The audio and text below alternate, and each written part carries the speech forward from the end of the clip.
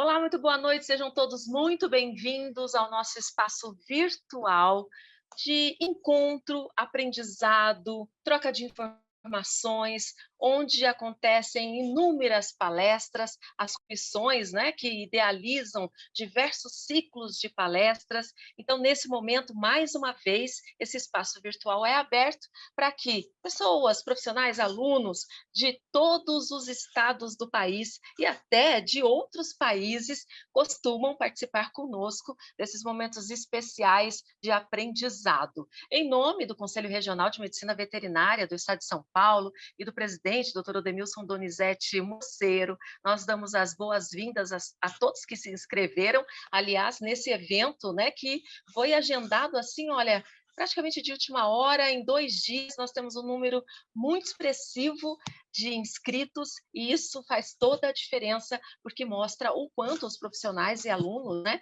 da medicina veterinária estão interessados na educação continuada, na busca pela excelência, e é isso que o Conselho vem também, né, trazendo, buscando, trabalhando com as comissões, né, para que seja de forma praticamente semanal, né, continuada também, indo ao encontro do que vocês estão buscando. Esse tema de hoje, olha, o papel do médico veterinário no controle da febre maculosa, é um assunto que veio à tona, né, há alguns dias, já desde a semana passada, principalmente depois do falecimento, né, de algumas pessoas que participaram de uma festa na cidade, na região ali num distrito de Campinas, e esse assunto foi divulgado no Brasil todo. Depois disso, inúmeras reportagens, né, foram divulgadas, muitas informações trocadas nas redes sociais, e nós, como Conselho Regional de Medicina Veterinária do Estado de São Paulo, nós sentimos a necessidade de trazer à tona essa discussão aqui, inúmeros motivos, mas principalmente para que os profissionais possam se preparar cada vez mais, né, para estarem inseridos nesse contexto de saúde pública, de saúde única, para também serem, né, aqueles que compartilham e multiplicam informações, porque raramente nós temos a oportunidade de ver a mídia, a imprensa, chamando o médico veterinário para uma entrevista, né, para levar informação. A gente vê todo tipo de profissional sendo entrevistado, menos o médico veterinário. Talvez pela falta, né, dessa falta cultural de associar o médico veterinário à saúde pública. Por isso, hoje nós temos a doutora Fernanda Passos Nunes aqui conosco, já já vou ler o currículo dela e apresentá-la formalmente, para que hoje a gente possa introduzir esse assunto, né, e falar sobre esse tema, mas principalmente sob essa perspectiva, a importância de preparar os profissionais, né, para levarem essa informação, né, à mídia, à sociedade e serem multiplicadores de informação correta, né, informação como referência para que a população entenda o papel do médico veterinário, especialmente na saúde pública e na saúde única. Então, para começar aqui o nosso evento, alguns recadinhos especiais. Nós teremos um chat para que você possa enviar as suas perguntas, tirar suas dúvidas, fiquem à vontade para dizer de onde vocês estão nos assistindo, porque isso é muito importante também. Então, ao longo da palestra da doutora Fernanda, vocês podem já ir enviando, tá? Não precisa esperar até o final, não. Vai ser uma palestra rápida, dinâmica, né, e muito prática, para que depois exista esse bate-papo, para que a doutora possa responder as perguntas de vocês. E também nós enviaremos um certificado, assim como um questionário de satisfação, porque é muito importante sabermos o que vocês gostam, o que gostaram desta palestra especificamente, o que gostariam que nós trouxéssemos aqui nesse nosso ambiente, né, da TV CRMVSP, que é o espaço também do YouTube, onde todas as palestras ficam gravadas na íntegra e guardadinhas ali para você assistir. Então, respondam, por favor, ao nosso questionário. E mais, você também, a sua presença já é registrada pela plataforma assim que você entra para nos assistir. Compartilhem, até o final da palestra dá para compartilhar. Convidem os amigos para assistir a palestra conosco, que vai começar a partir desse momento. Então, agora vou apresentar formalmente a doutora Fernanda aqui para vocês. Graduada em Medicina Veterinária pela Universidade Paulista em 1998. A doutora é mestre em Ciências pelo Departamento de Medicina Veterinária Preventiva e Saúde Animal, pela Faculdade de Medicina Veterinária e Zootecnia da Universidade de São Paulo. Doutoranda pelo Programa de Pós-Graduação de Reprodução Animal pela mesma instituição.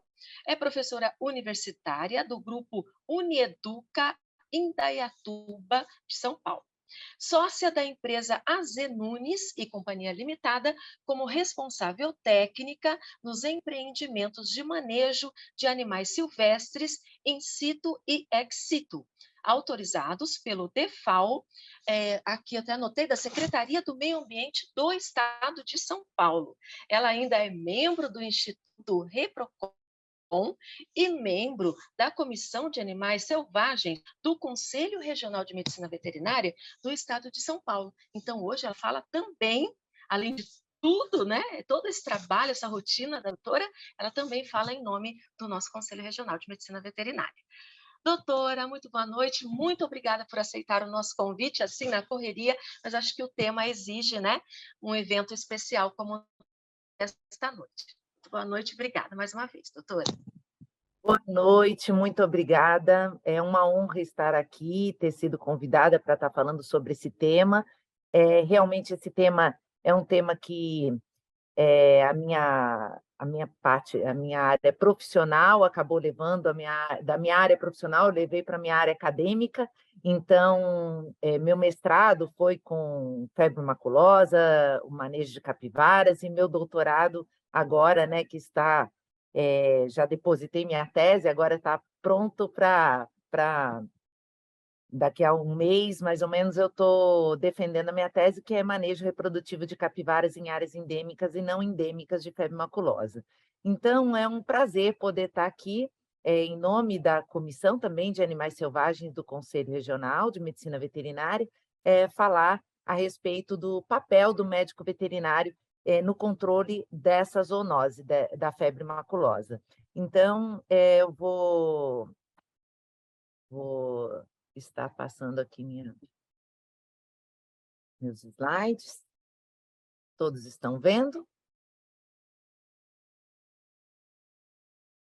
Está sem som, Lenisa. Pronto, está perfeito. Agora está perfeito, doutora.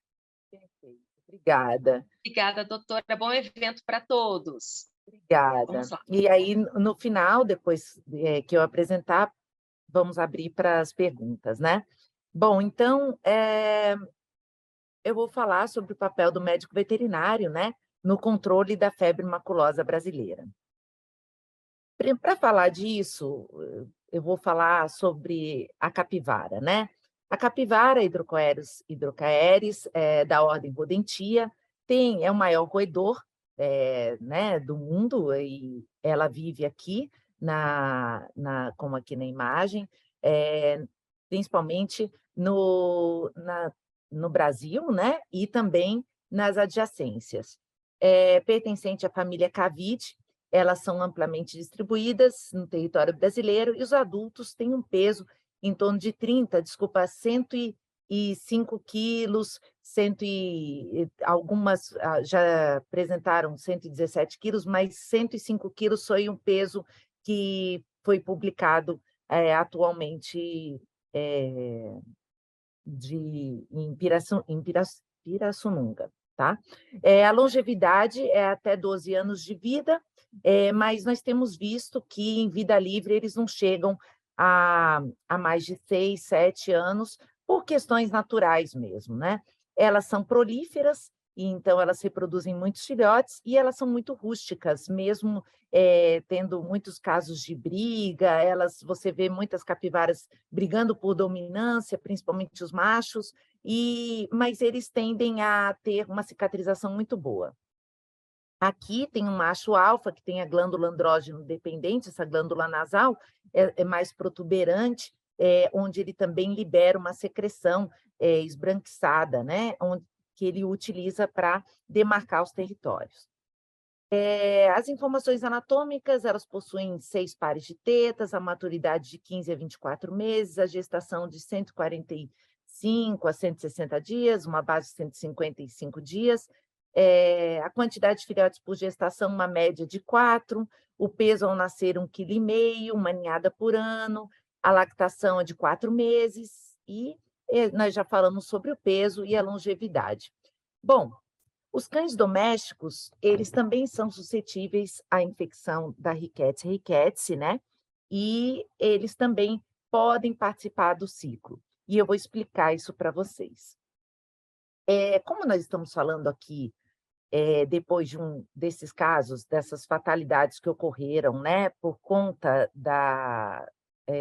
lá na região de, de Campinas, né, por conta das mortes, de pessoas que pegaram um carrapato infectado numa festa, né, e acabaram vindo a óbito, eu acho que é interessante passar algumas situações para os médicos veterinários que atuam nessa área com cães, gatos mesmo, porque tem ocorrido muitos problemas com relação a falar que o cachorro está com a doença do carrapato, né. As pessoas têm vindo procurar, falando: "Ai, meu cachorro está com febre maculosa". Eu não atendo cachorros, mas tem vindo pessoas nos procurar falando: "Meu Deus, está com febre maculosa o meu cachorro", e na realidade a grande maioria, 99% das vezes, não é a essa doença do carrapato, normalmente é causada por Ehrlichia, né,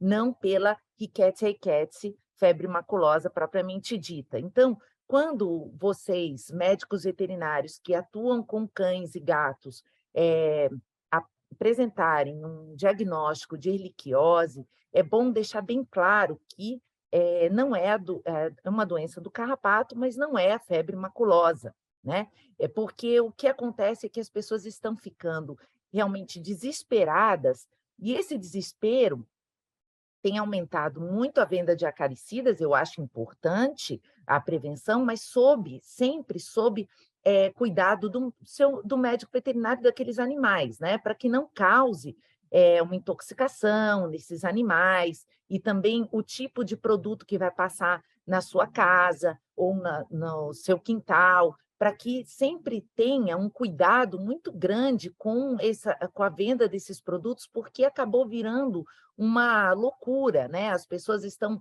comprando os produtos por si, da sua cabeça e passando e pondo nos animais, inclusive hoje eu tive, contato com algumas pessoas que vieram me falar que está tendo abandono dos cães, se o cachorro parece que nessa região aí de Campinas, um cachorro que apareceu com carrapato, eles abandonaram um maltês na rua, outros cachorros também, por conta de que ele está com carrapato. Viu carrapato no cachorro, já achou que podia pegar a febre maculosa. Então, nós precisamos tomar muito cuidado, como nós vamos passar essas informações para os tutores dos animais, para os seus clientes, né. E também tem, tosadores que vêm, com medo de ter contato com carrapato, então é importante que, os médicos veterinários que trabalham com pequenos animais também forneçam essas informações que são de suma importância. Bom, aqui, São Paulo, né, aqui é o mapa de São Paulo, esses daqui são os casos confirmados de febre maculosa entre 2007 a 2023, esses dados são provisórios, de 19/6 de 2023, e que as cores, né, do mapa, conforme vão ficando mais avermelhadas, mais escuras, são as áreas de maior incidência de casos de febre maculosa no estado de São Paulo, tá? Então, vocês vejam que no estado de São Paulo tem várias áreas mais claras, mas que têm incidência da febre maculosa, e áreas mais escuras, que normalmente estão mais associadas à região de Piracicaba e à região de Campinas, tá? Esse aqui é um QR Code que o doutor Adriano Pinter, da Secretaria Estadual de Saúde, ele fez, que é muito interessante. Hoje à tarde eu até coloquei no meu celular, onde eu estou, que eu estou na região de Itu, que eu moro aqui, e para vocês verem que na hora já aparece nesse scanner, nesse QR Code, você já consegue saber qual é a área que é a área de risco para febre maculosa. Então, é bem interessante tá divulgando esse tipo de informação para que as pessoas tenham noção de que, se elas pegaram um carrapato nessa área, se apresentaram sintomas, são sintomas inespecíficos, nós vamos falar a respeito, mas é uma área de risco? É uma área que eu tenho que me preocupar, né? Então, é bem interessante esse mapa. Bom, no estado de São Paulo, nós temos 3 situações. Esses são ciclos que estão na Secretaria Estadual de Saúde, é disponível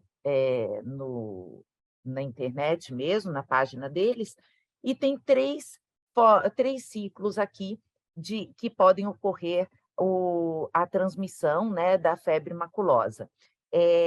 No estado de São Paulo, nós temos o amblioma ovale, que ele está mais na região, esse carrapato ele está na região litorânea, e o cachorro que entra na mata, nessa região, pode pegar carrapatos adultos e trazê-los para a região peridomiciliar ou a região domiciliar mesmo.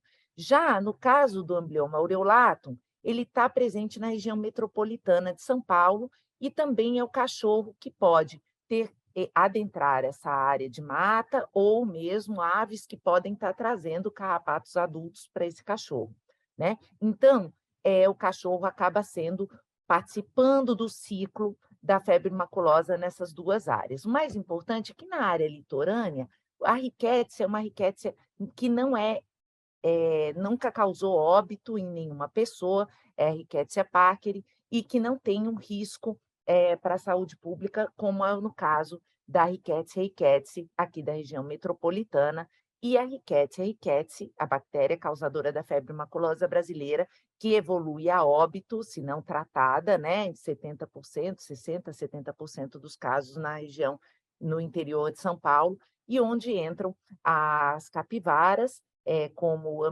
hospedeiros amplificadores, e os sentinelas também, que são o cavalo e o cachorro, tá? Nós vamos explicar isso direitinho. Bom, por que isso aconteceu, principalmente aqui no interior de São Paulo, né? O crescimento humano, né? O crescimento humano, nós crescemos, a nossa população, e acabou adentrando as áreas periurbanas e as áreas rurais, e com isso tivemos mais contato com as capivaras, né? E com o carrapato. A expansão agrícola foi muito importante, porque a febre maculosa ela ocorreu a primeira vez no estado de São Paulo em 1929, né? Depois houve uma época silenciosa para a febre maculosa, e essa época silenciosa veio depois a aparecer novos casos com a expansão agrícola de cana-de-açúcar e pecuária. Inclusive, as capivaras estavam até na década de 40 vulneráveis à extinção no estado de São Paulo. Com a expansão agrícola, principalmente com o pró-álcool, acabou-se aumentando a área de corte da mata, né, de substituição da paisagem original, e por fazendas de cana-de-açúcar, e as capivaras começaram a se alimentar, e como um bom roedor, tendo alimento e não tendo um predador, que são as onças, né, sussuaranas, no caso aqui no interior de São Paulo, as capivaras acabaram proliferando muitos filhotes, e com isso aumentando o seu número a ponto de estarem bem próximos das pessoas dentro de loteamentos, parques públicos, clubes, né? Então, esse aumento da oferta alimentar, principalmente também porque condomínios de casas, parques, tem aquela grama parada, uma grama cortadinha, molhada o ano todo, então tem alimento suficiente para que elas possam permanecer no local. É importante também que houve o cercamento dessas áreas, o cercamento desses loteamentos com grupos de capivaras dentro, né? E assim o crescimento foi aumentando desses animais. E elas estão protegidas lá dentro, seguras, né? Não tem a onça, não tem um controle biológico, e com isso houve também um aumento da suscetibilidade de parasitismo nessas residências que não têm muros, então as capivaras adentram as casas inclusive utilizam as piscinas, etc., né? Eh, e também o aumento dos carrapatos, né, com os cães domésticos e os cavalos, e aumentando assim o risco das doenças. O Amblyomma sculptum é uma espécie trioxena, ela tem diferentes estágios, ela 3 estágios, larva, ninfa e adulto. E ela dura 1 ano, tá? A geração anual dela.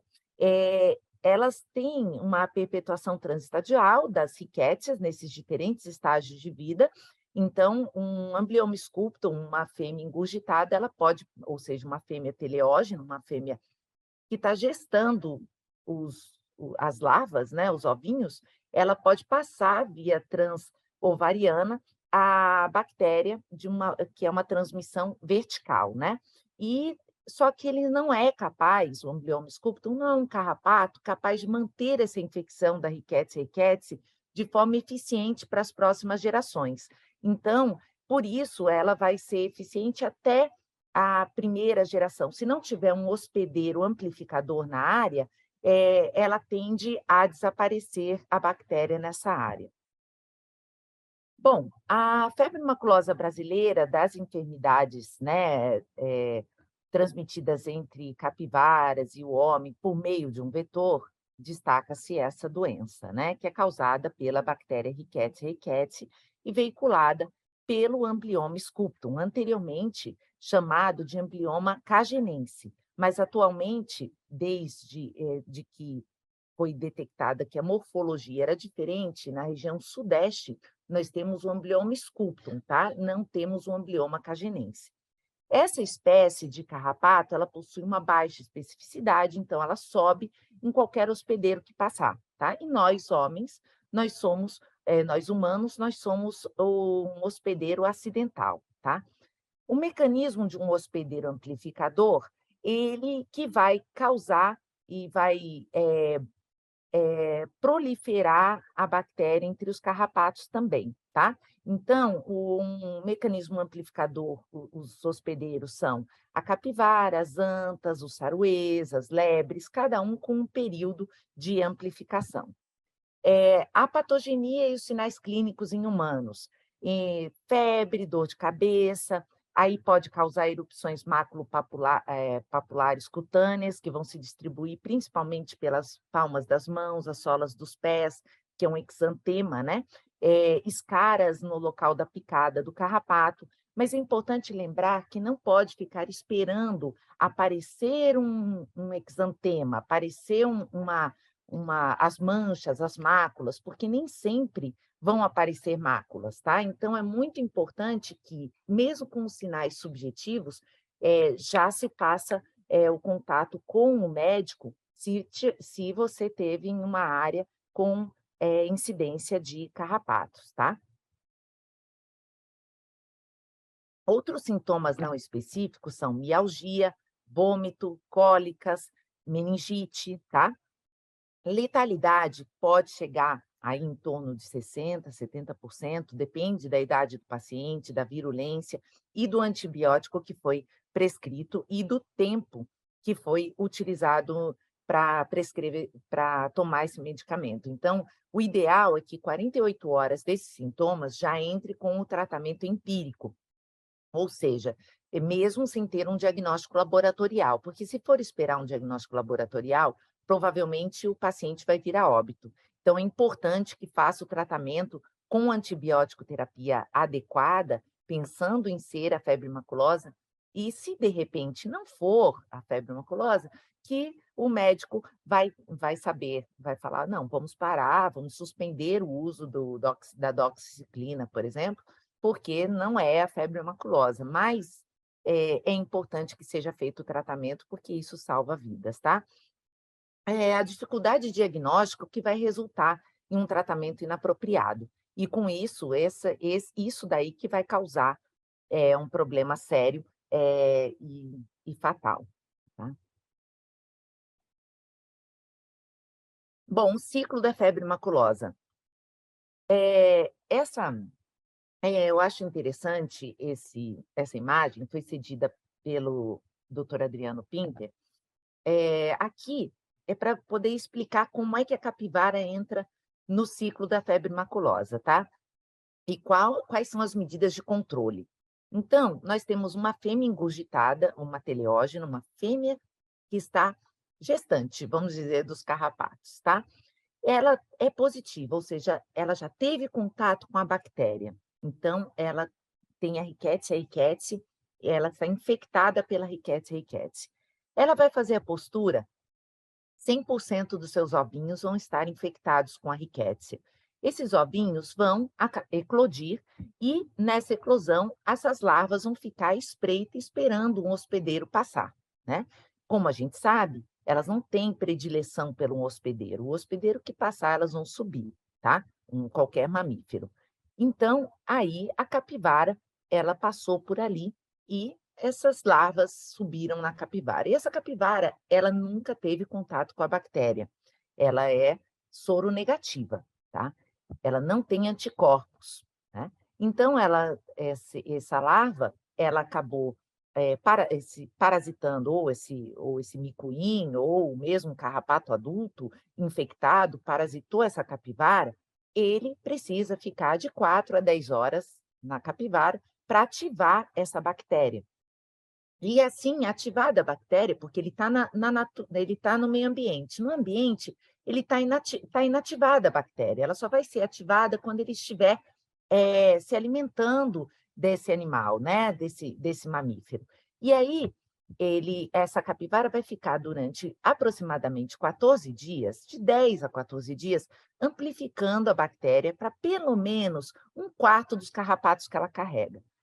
E o que vai acontecer com esse carrapato aqui que nasceu positivo, né? Que já nasceu infectado? A maioria deles não chegam à fase adulta, tá? Eles acabam morrendo porque eles morrem da bactéria mesmo, tá? Essa bactéria, eles não são um bom vetor para manter essa bactéria por muitas gerações. Então, ele acaba vindo a óbito.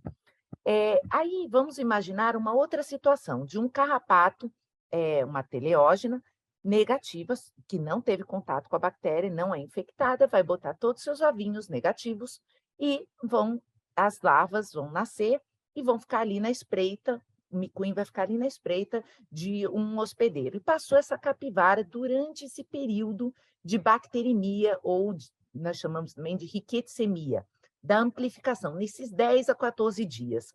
O que vai acontecer? Uma parte desses carrapatos, né, 75% aproximadamente desses carrapatos, vão ser negativos, ela não vai amplificar. 25% vão ser positivos, e aí o homem que passar nesse período e tiver contato com esses carrapatos vai ter uma chance que para uma área endêmica, menos de 1% dos carrapatos são infectados com a bactéria. Então, é muito difícil pegar a febre maculosa, tá? Tanto que tinham, acho que 2.000 pessoas nessa festa que teve lá, nessa feijoada, né, que teve lá na região de Campinas. E 5 pessoas, acho que pegaram febre maculosa, 4 vieram a óbito, né? Então, vejam que é difícil pegar a febre maculosa, né? Menos de 1% dos carrapatos são infectados, mas existe o risco, né? Uma área endêmica. Vamos imaginar uma outra situação.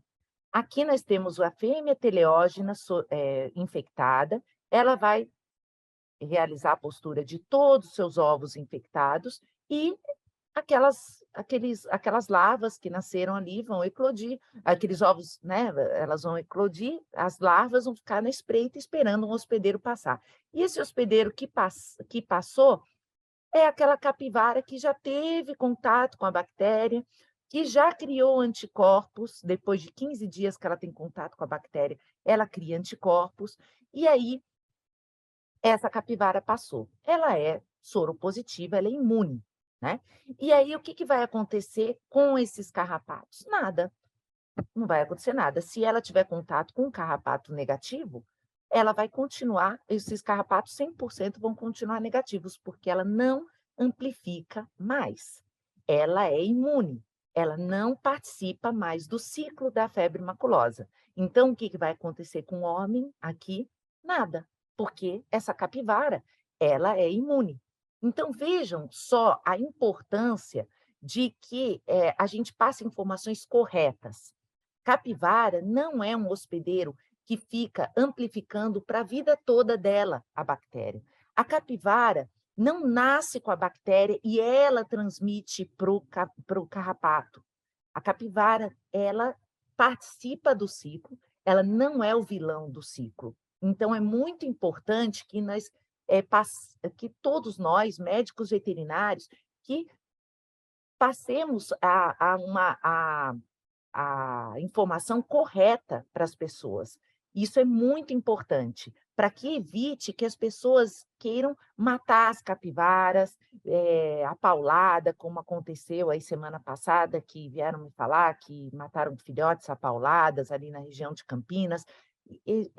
Nem todos os locais têm capivaras positivas ou amplificando, né, no momento da amplificação, da bactéria. Então, é muito importante que nós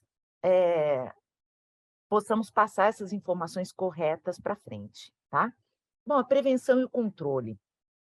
Os medicamentos, os antibióticos à base de tetraciclina, cloranfenicol, são utilizados, mas o de preferência, né, é a doxiciclina. Evitar acesso às áreas infectadas por carrapatos. Fazer catação do corpo, procurando se tem larvas, ninfas, adultos. Não deixar a fixação por mais de 4 horas, no caso, tá?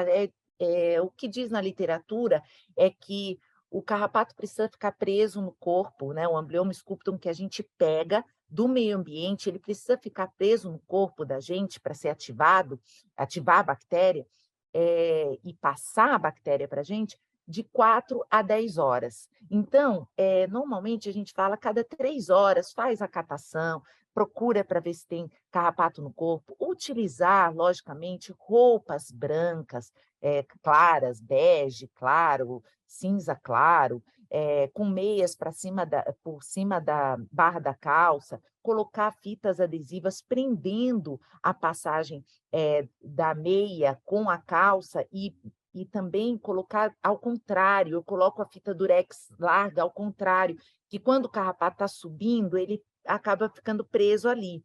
Agora, se a gente for numa área que tem um mato alto, você passando por arbustos, você vai pegar dos arbustos mesmo, uma parte mais alta do seu corpo. Então, você tem que estar com a roupa clara, usar repelentes a cada 30 minutos. Repelentes, quais repelentes? As pessoas me perguntam.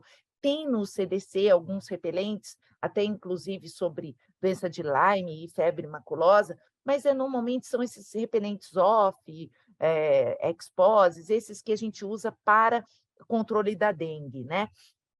É importante também que quando a gente trabalha numa área endêmica de febre maculosa, o uso dos EPIs. Eu costumo usar macacões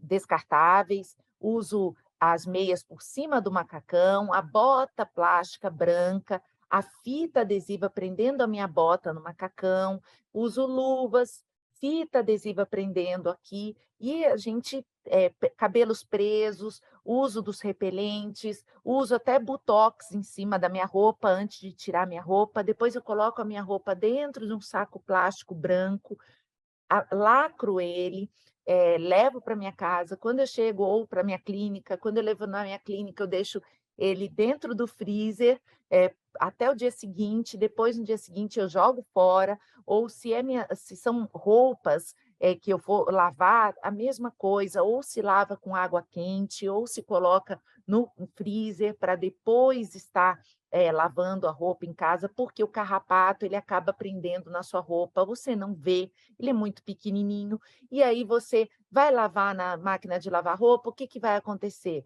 Ele acaba ficando ali na máquina de lavar roupa e prende na roupa de uma outra pessoa da sua casa, a pessoa pega aquela roupa, é muito difícil, que esse carrapato é muita falta de sorte, mas e se acontecer de ter os sintomas, você vai pensar: "Ah, não é febre maculosa, ele não foi para nenhuma área de risco". Então é muito importante que a gente pense que a gente pode estar levando no carro mesmo, uma outra pessoa entra no seu carro, pega um carrapato, então tomar todos esses cuidados quando a gente está entrando numa área de risco, tá? Aplicação de carrapaticida no material de roçada, porque a pessoa vai roçar ali uma área, e aí depois pega esse material de roçada e leva para um outro lugar, você está levando carrapatos para um outro lugar. O controle químico em áreas verdes, ele é controverso. Existem eu sou a favor do controle químico, mas ele tem que ser feito por empresas que fazem a dedetização, uso de fipronil, demande da SCS, mas tem que ser feito realmente com um responsável técnico, porque, logicamente, você vai interferir no meio ambiente, né, em todos os ele é um produto microencapsulado, ele só libera a abertura da cápsula para liberar o acaricida em contato com a quitina, que é o exoesqueleto do carrapato, do escorpião, mas também é o exoesqueleto da borboleta. Então, tem que ter realmente um cuidado com isso. O uso desses produtos em áreas endêmicas e principalmente em áreas onde as capivaras entram dentro das casas, ali na sua região peridomiciliar, eu acho que é importante, mas sempre lembrando que ele faz um controle, ele não erradica, tá? Então, é importantíssimo isso, porque eu já vi dedetizar uma área e no dia seguinte está todo mundo fazendo piquenique ali na área, esquecendo que ali tem o risco de febre maculosa. Então, é importante lembrar que ele é um controle, não uma erradicação. Outra situação também é manter os gramados aparados, para deixar ter bastante incidência do sol, porque a luz do sol os carrapatos não gostam, eles não vão ficar, não vão ter como ficar escondidinhos num lugar sombreado na grama, se a grama estiver bem aparada. Então, sempre tomar cuidado com isso, tá? E sempre que for andar nessas áreas, tomar todos esses cuidados e lembrar que existe a febre maculosa para que você possa, se tiver os sintomas, falar com o seu médico. Bom, aqui nós temos eh, uma resolução no estado de São Paulo, desde 2016, que é a resolução 1/16, entre a Secretaria Estadual de Saúde, em conjunta, né? Resolução conjunto da Secretaria Estadual de Saúde com o Departamento de Fauna da Secretaria do Meio Ambiente do Estado de São Paulo. E nós temos também essa nota técnica que foi. Ai, desculpe, vou voltar que saiu agora em 2023, que também foi feita pelo Ministério da Saúde e que tem algumas situações que lembram a nossa resolução aqui paulista. A nossa resolução paulista está para sair uma revisão dela desde o ano passado, estamos no aguardo, e ela é importantíssima para o controle da febre maculosa. Bom, como se faz a avaliação de risco, né? Eles fazem a avaliação de risco, que é feita pela Secretaria Estadual de Saúde, né? Com a notificação de casos humanos ou avaliação do risco de casos humanos, né? E aí a primeira etapa é saber se já foi feita a pesquisa carológica na área, se foi feita, se quando foi feita não tinha amblioma, não tinha o carrapato do gênero amblioma, então uma área silenciosa. Se tem carrapato do gênero amblioma, mas é uma área não infestada, ou é uma área infestada, né? Então, é importante que a pesquisa carológica que vai ajudar a descobrir qual é a etapa de classificação da área, e sendo classificada essa área, vai ser mais fácil classificar e determinar os focos e o controle da febre maculosa, né? Aí aqui fala o seguinte: se tiver um caso humano, então essa área tem um local provável de infecção. Aí vai fazer um ensaio de soroprevalência da área ou não, né? O ensaio de soroprevalência é colher soro das capivaras, ou dos cavalos, ou dos cachorros da área, tá? E assim vai determinar se, com os resultados dos títulos desse soro, se é uma área de alerta ou uma área de risco, tá? E aí, a área silenciosa, depois de classificada a área silenciosa ela tem um tempo indeterminado, isso pode mudar conforme novas sorologias da área ou novas pesquisas acarológicas, né? A área não infestada é um máximo de 3 anos, a área infestada tem um tempo indeterminado, dependendo do estudo de soroprevalência ou identificação dos carrapatos, ela pode mudar. A área de transmissão é 10 anos a partir da confirmação do último caso humano. A área de risco tem também um tempo indeterminado, assim que seja realizada novas pesquisas acarológicas, um novo estudo de prevalência, de soroprevalência, e a área de alerta é no máximo 3 anos, tá? Quando tem uma espécie como cavalo na área, capivara e cão, eles são sentinelas também, né? Então, esse hospedeiro sentinela, ele é utilizado para sorologia. Quando tem um Amblyomma sculptum, o cavalo ele pode ser utilizado para sorologia também, só que o estudo deve ser realizado no máximo com um número máximo de 15 equinos, e os animais devem estar vivendo na área pelo menos 3 anos, e eles devem ter de 2 a 12 anos de idade. Tá? Então, tem essas situações, porque às vezes esse equino ele foi transportado de um lugar para o outro, então a gente não sabe se realmente ele está com um soro positivo, porque ele veio com um carrapato infectado ou não. A capivara, nós temos um trabalho que é utilizado, e eu vou explicar para vocês separadamente. O Amblyomma aureolatum ovale, ele, no cão, o estudo deve ser realizado com um máximo de 30 cães, e os animais devem ter nascido e ter sido criados na área, tá? E se eles tiverem ou não sinais da doença, eles têm que ter idade de até 72 meses de idade, tá? Então, é muito importante também saber que esses animais, eles devem ter tido ou devem ter acesso parcial ou irrestrito às áreas de mata para estar utilizando eles como sentinela, tá? Aqui é uma imagem que eu fiz para mostrar como é que a gente faz aqui no interior de São Paulo, né? Então, primeiro a gente faz a pesquisa carológica, tem a presença do Amblyomma sculptum, tem a presença da capivara, nós fazemos o levantamento populacional, determinamos a quantidade de animais que nós vamos utilizar para o ensaio de soroprevalência. E a equação epidemiológica que nós utilizamos é N vezes 83, dividido pelo N, que é o número de animais visualizados, mais 83. A gente dá preferência aos indivíduos adultos, ou seja, para utilizar para sorologia. Por quê? Porque são animais que já permaneceram mais tempo na área, então tem mais chance de ter tido contato com carrapato infectado, tá? Então, pela resolução atual, a presença de 10% com títulos a partir de 64, que é o menor título que tem, ou ter um indivíduo com um título 1024, é considerado uma área de risco, tá? Se ela é uma área de risco, existe a possibilidade de ser recomendado pela Secretaria Estadual de Saúde o manejo reprodutivo de imunes e eutanásia parcial de suscetíveis, ou o manejo reprodutivo de todos os animais, ou até o abate dos animais caso haja casos em humanos e aquela área tenha títulos muito altos e um risco muito grande para a população, e aquele empreendimento seja totalmente fechado à entrada e saídas de capivaras, tá? Isso tudo é recomendado pela Secretaria Estadual de Saúde, tá? E está nas diretrizes de manejo da Resolução 1/16.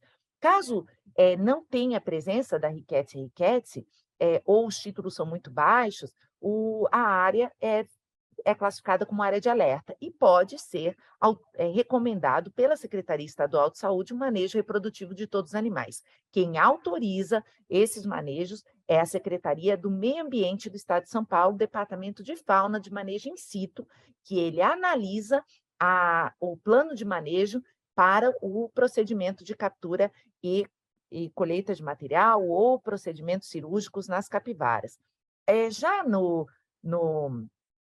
na nota técnica do Ministério da Saúde, já fala que tem que ter 30% dos animais soropositivos acima de 64, ou pelo menos um animal superior a 1024, tá? Aí, caso não atenda esse ensaio de soroprevalência mínimo, ela vira uma área, não é uma área de risco, e sim uma área de alerta.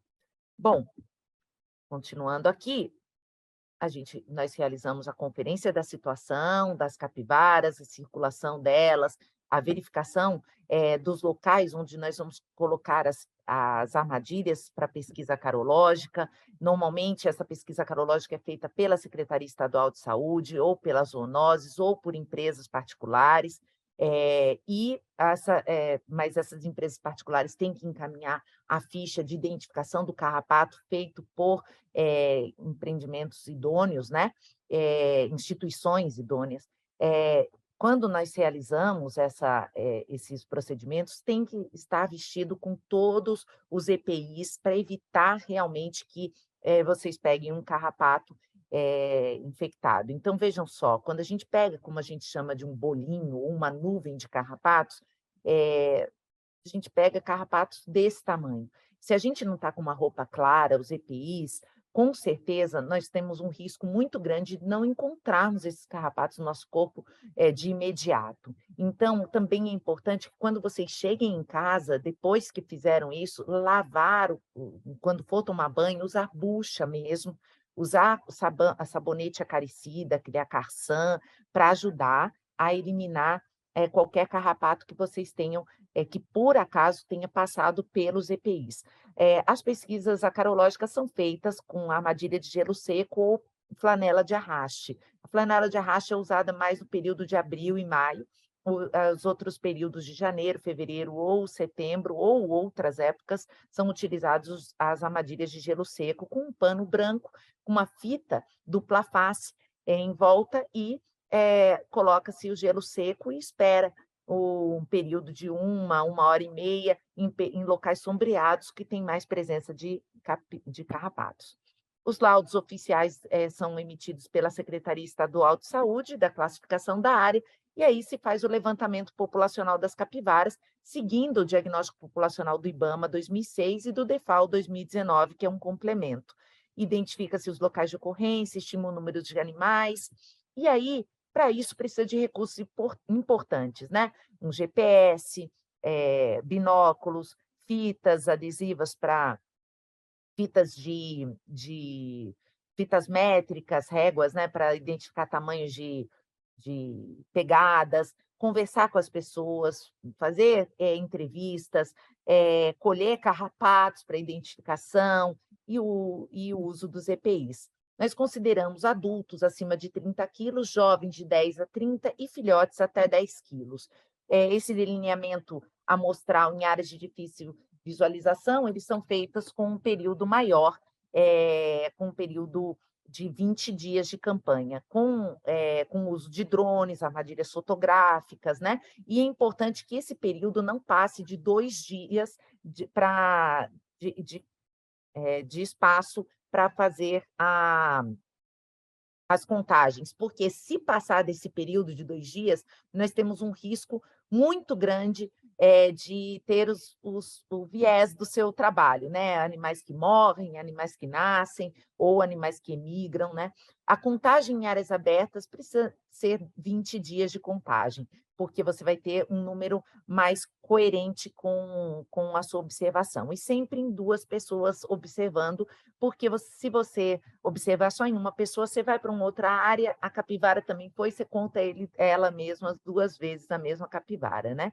Então, é importante pensar aqui e procurar para ver se ocorreram alguns óbitos, se nasceram filhotes na área durante esse período de contagem. E o mapeamento, às vezes, é difícil de ver a capivara, em alguns lugares. Elas só aparecem de madrugada e você está lá contando em horário crepuscular. Então, você pode armar suas armadilhas com câmeras trap nesses locais onde tem incidência dos montículos de fezes. Então, se tem fezes antigas, secas, é porque ali elas não estão passando naquele momento. Não, as fezes estão frescas, tem muitas fezes, fezes de filhotes, então ali que você arma isso. As pegadas, né? Identificar as pegadas, o número de pegadas, e também fiscalizar. A área fechada, será que é fechada mesmo? Será que uma capivara não passa por aqui? Então, isso tudo é muito importante quando a gente vai determinar se uma área é aberta ou fechada. Então, ficha de monitoramento populacional, identificar a data, a hora de início, o número de capivaras, os observadores, a quanto vocês estavam do local, né? Requerimento ao DEFAL, pelo sistema GEFAL, das áreas privadas, né? E também das áreas públicas, né? Anotação de responsabilidade técnica emitida pelo Conselho Regional de todos os membros que atuam ali, são corresponsáveis e um responsável técnico, instalações de bretes em locais pré-determinados, né? Para o manejo. Aos tipos de cevas, nós utilizamos desde cana-de-açúcar, milho, fubaleiro, tem vários tipos de abóbora, vários tipos de cevas que são utilizados, e nós colocamos fora e depois nós vamos puxando para dentro do brete. E aí, no meu brete, eu tenho um corredor de segurança onde eu aplico, por meio de dardos anestésicos com a zarabatana, a anestesia, né? E também, quando são mais filhotes, jovens, a gente pode pegar com o uso do pulsar, tá? Que aí o risco é pequeno, para quase nulo, para as pessoas que estão trabalhando com esses animais, mas tem que ter experiência para fazer isso, tá?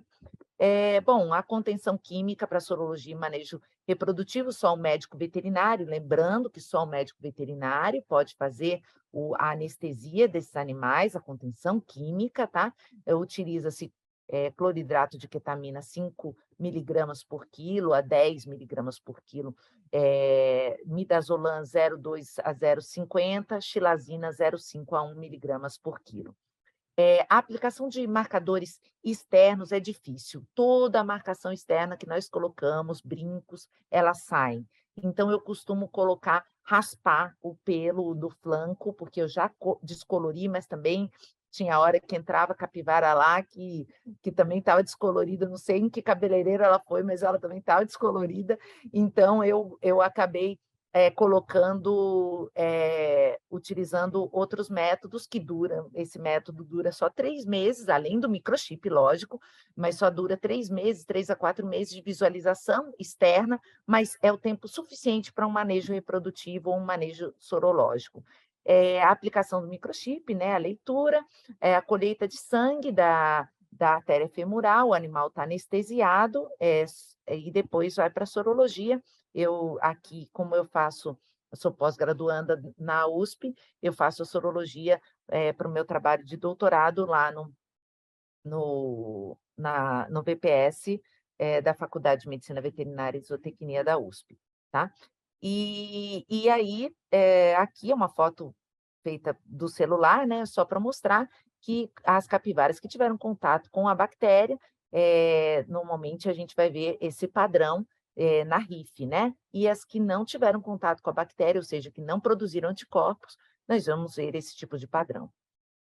Bom, além disso, nós temos que lembrar que, se morrer alguma capivara durante esse período do manejo, nós temos que encaminhá-las, temos que ter um cadre, né, para encaminhar esses animais com autorização, com licença da CETESB e as carcaças, né, ou para fins de pesquisa, ou mesmo para fins de incineração. Não pode enterrar os animais onde a gente acha que deve enterrar, precisa de autorização para isso, tá? Instalações usadas para o manejo reprodutivo, tem vários tipos que a gente pode montar, precisa ter água, luz e precisa ter piso frio para ser fácil de lavar, tá? E aí containers, todos esses tipos de e também pode ser feito baias durante o pré e o pós-cirúrgico que atendam, que fique por pouco tempo o animal, mas que atendam a o bem-estar deles, tá? Que eles precisam ter água para manter a temperatura corpórea. E isso é muito importante sempre que for trabalhar, evitar a hipertermia, que é o grande problema para a morte de capivaras, hipertermia e o timpanismo, tá? A lavagem e a tricotomia, né? E aqui a ultrassonografia para detecção de prenhez, os animais que as fêmeas prenhes são importantes no grupo, são fêmeas dominantes, e que elas têm que só que nós temos que eliminar, né, os suscetíveis da área, então normalmente nós removemos os fetos, tá? Faz uma esterecto ou uma estereotomia, tá? Aqui são os trabalhos publicados de manejo reprodutivo, tanto vasectomia quanto laqueadura, e a técnica Passos Nunes, que leva o meu nome, que é uma técnica que nós batizamos com o meu sobrenome, mas é uma técnica que faz uma cornotomia parcial, faz uma ligadura dos cornos, e assim você tem um acesso via abdominal, né, via linha média, e você tem acesso aos cornos. Então, quem não tem ultrassonografia, quem não tem um aparelho ultrassonográfico, não sabe fazer ultrassonografia, pode fazer esse procedimento cirúrgico que vai ter acesso aos cornos e, assim, eliminar o risco de nascimento de suscetíveis, tá? Que mais um dos trabalhos que compara a ligadura dos cornos, né, com a ligadura pelo flanco, que é feita para a ligadura das tubas uterinas, tá? Os procedimentos cirúrgicos em machos, primeiro se identifica um macho alfa, e às vezes tem mais de um macho dominante, dependendo do tamanho do grupo, né? E esses machos, eles normalmente possuem essa glândula andrógeno dependente, e as glândulas anais, né, perianais ali, também cheias de secreção, que parece até que eles têm essas espículazinhas, mas é tudo secreção seca que fica nessa região, tá? Aqui a vasectomia é a remoção, a retirada de 1 centímetro de fragmento do ducto deferente, né? A ligadura dos cornos uterinos, né? Que eu já falei, a técnica Passos Nunes, que está publicada.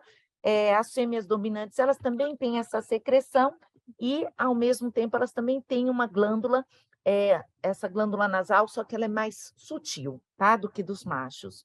As suturas ponto simples separado é o ideal para que evite, porque você, logo depois que você faz o procedimento, você já faz a soltura desses animais, né? A devolução das capivaras esterilizadas para o brete, e depois a manutenção delas no brete até a soltura. Quando elas voltaram totalmente da anestesia, já faz a soltura dos animais, tá? E os animais que já passaram pelo procedimento, eles são recapturados todo ano. Nós realizamos a recaptura e faz a sorologia até o final da vida deles para monitoramento da área, tá? Aqui, por exemplo, é uma fêmea que já passou por procedimento cirúrgico, tinha passado por procedimento cirúrgico há 1 mês, e ela entrou no brete, e vocês vejam que você quase não dá para ver a cicatriz, né? Eles têm uma cicatrização muito boa, né? Aqui é a soltura de um macho dominante, ele era muito bravo, então a gente optou por soltá-lo da caixa mesmo, para evitar que ele se brigasse no brete ou acabasse se machucando, porque um macho alfa é muito importante no grupo. Mas nós vimos que alguns machos, eles tendem, depois do procedimento cirúrgico, a vasectomia, a se isolar um pouco dos outros animais. Nem todos, uma quantidade muito pequena de machos passaram por isso, mas eles não deixam de manter a demarcação do território, e assim eles acabam mantendo o grupo coeso, e depois eles se juntam ao grupo, tá? Aqui o macho demarcando o território mesmo depois de passar pelo procedimento de vasectomia, tá? Aqui é uma fêmea, ai, desculpa, deixa eu voltar. Uma fêmea que já tinha passado pelo procedimento e que a gente faz, olha, vejam que eles têm uma cicatrização excelente, que você nem consegue visualizar realmente a cicatriz, e vocês, ali a colheita de sangue, sempre usando os EPIs, tá? A colheita de sangue para sorologia, para monitoramento sorológico, tá?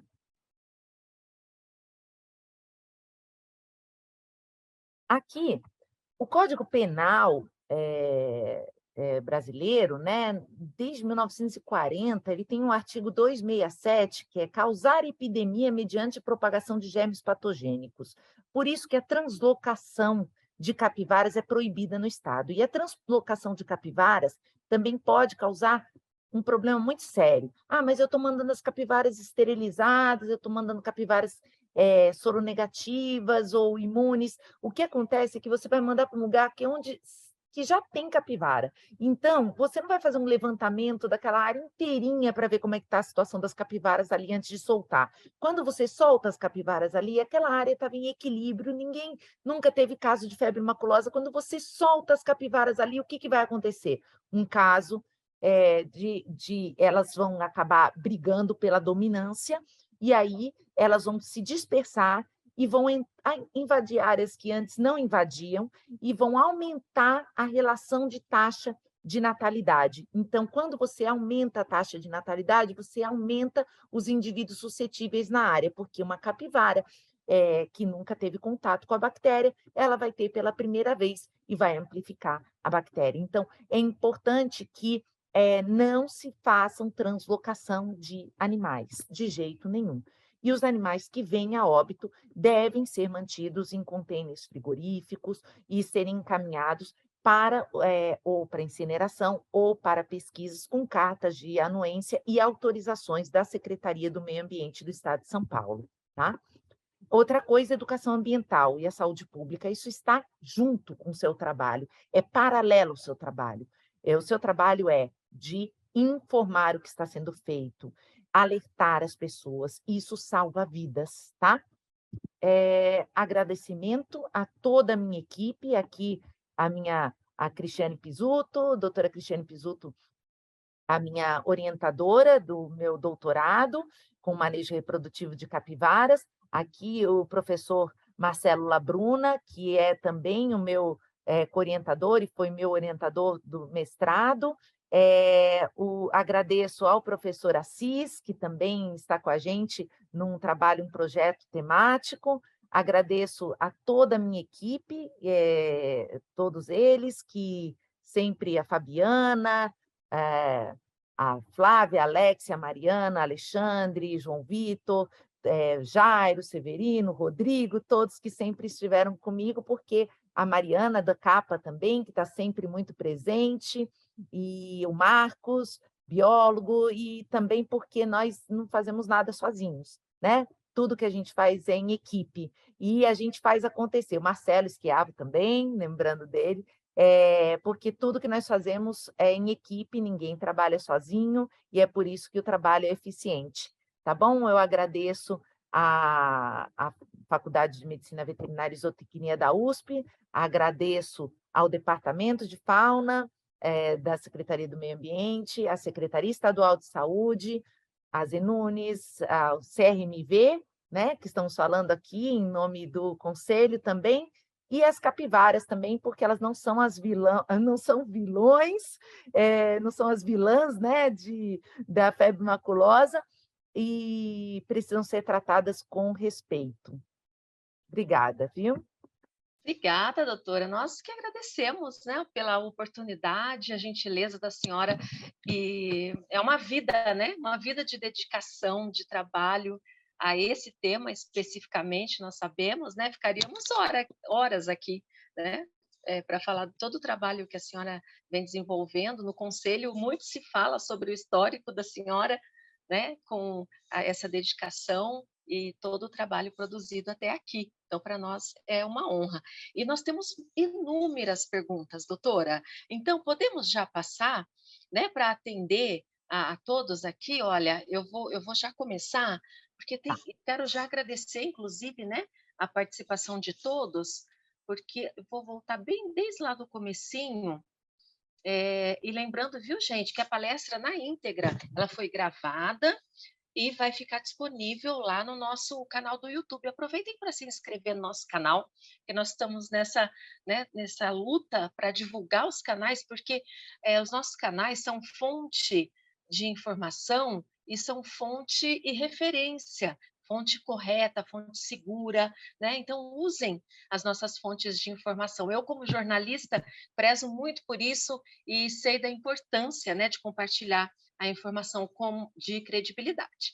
Então, vamos lá. Olha, nós temos aqui Mário Fontes, desculpa, boa noite a todos. Mário Fontes, do Clube de Campo de São Paulo. A Gabriela Stephanie, boa noite, perguntando certificado, ela já viu que vai ter certificado. Henrique Dutra, que é da nossa equipe, respondendo todo mundo ali. A Gabriela Stephanie com a gente. E aqui, olha, Márcio Dinardi Gonzalez. Boa noite a palestrante, a todos do conselho, boa noite também aos participantes, colegas, médicos, veterinários e zootecnistas. Muito obrigada.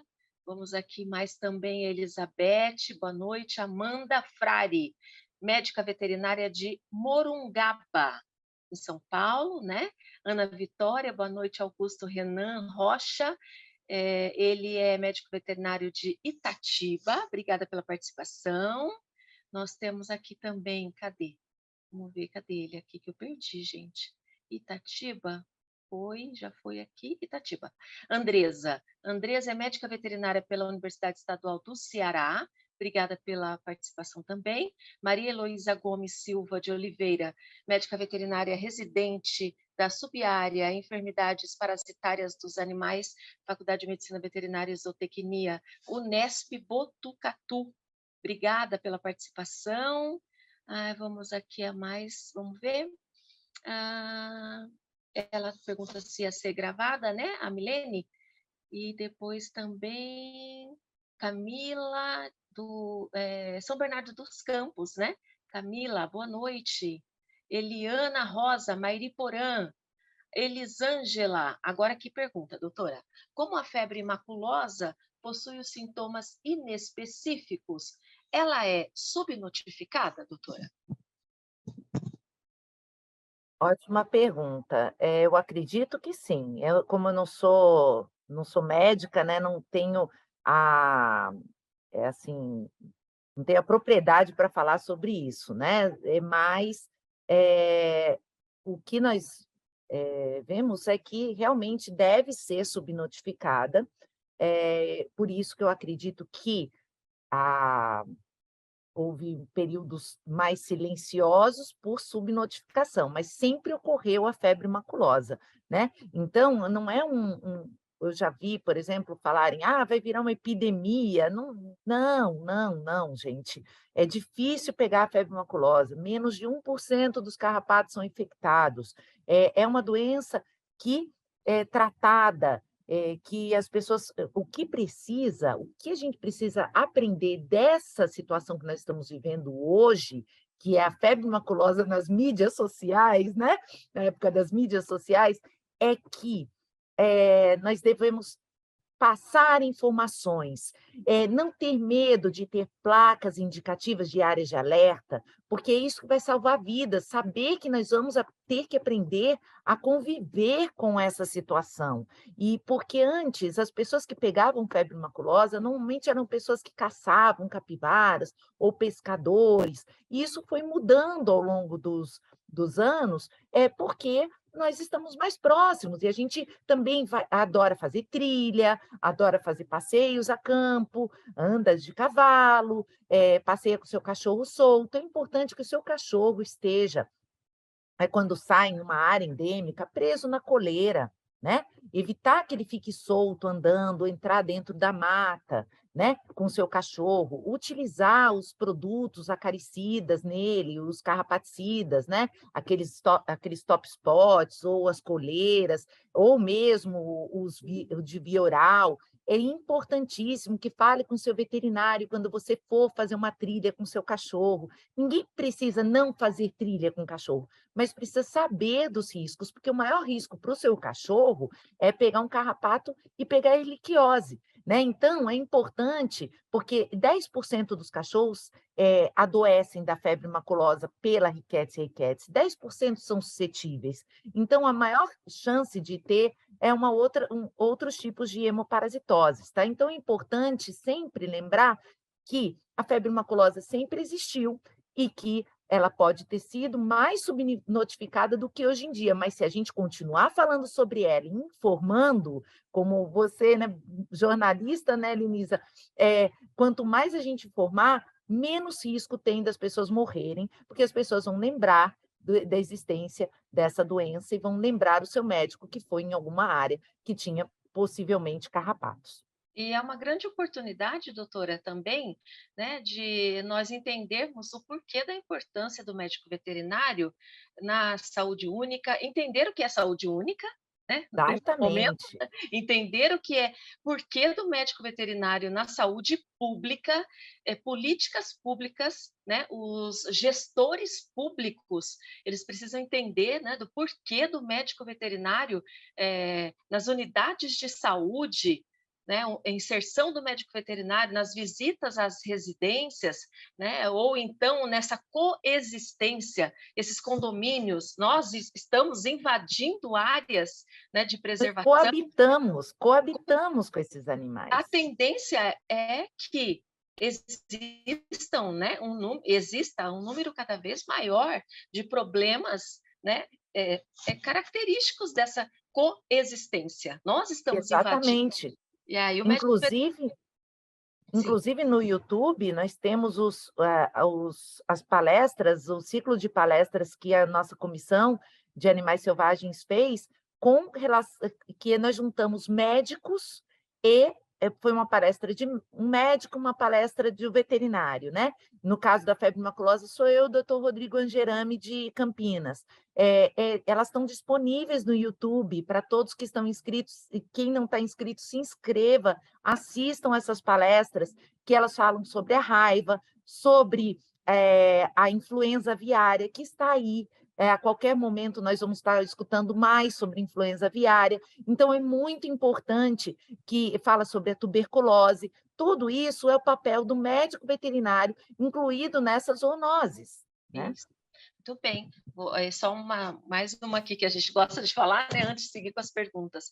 Porque eu acredito que se, partindo do médico veterinário, informando a população esclarecida, ela pressiona, porque aí é a opinião pública, ela pressiona o gestor público. E quando ele se sente pressionado, aí sim ele vai inserir o médico veterinário, porque a população significa o quê? Votos, né? Então, Exatamente, está a gente, certa. a gente precisa pensar nisso. A gente precisa mobilizar a opinião pública para que eles exijam dos políticos que os políticos deem atenção, né, e insiram cada vez mais o médico veterinário, né, e falar de políticas públicas e o médico veterinário. Muito bem. Então vamos lá. Seguindo aqui, olha, o Lucas, né? Ele pergunta: boa noite, Lucas, onde devo notificar os casos? Notificar casos do quê? Em humanos? Eu Eu acho não que entendi. ele deve estar. Porque, se ele deve estar falando, por exemplo, notificar casos em cachorro, por exemplo, né? Então, quando é em capivara, nós temos autorização da Secretaria do Meio Ambiente e recomendação da Secretaria Estadual de Saúde. Então, nós temos que encaminhar os soros tem 3 locais que no estado de São Paulo fazem as sorologias, que é a Faculdade de Medicina Veterinária e Zootecnia da USP, né? Outro local que faz a sorologia é o CZ, Centro de Zoonoses de São Paulo, e a Secretaria, o Instituto Pasteur, né? Então, quando realizamos essas sorologias, temos que encaminhar para a Secretaria Estadual de Saúde o resultado dessas sorologias e eles vão determinar e reclassificar a área e determinar qual recomendação de manejo é apropriado para aquela área. Mas quando é um cachorro, provavelmente vai ter que fazer sorologia nesses locais também, né, para a febre maculosa, né, para Rickettsia rickettsii. Então, deve-se encaminhar também para a Secretaria Estadual de Saúde, tá? Que é o órgão que vai também para os centros de zoonoses municipais, que são de suma importância, que eles estão aliados e em parceria com a Secretaria Estadual de Saúde, tá? Ok, doutora. Agora aqui, Everton Cirino de Americana, boa noite. Tabata, médica veterinária doutora Tabata Mascarim, de Embu Guaçu, pós-graduada em zoonoses e saúde pública e sanidade animal, acompanhando a gente, boa noite. O Jean, deixando aqui o boa noite da Maria Fernanda Viana Marfulo e a médica veterinária Elizabeth Cristina Meliunas, Santana de Parnaíba, também com a gente aqui, obrigada pela companhia, a Elisângela. E o micuim que nasceu, já nasceu parasitado, pode transmitir diretamente para o homem, sem passar pelo animal silvestre? Pode sim. Ok. A Pode Valéria, transmitir.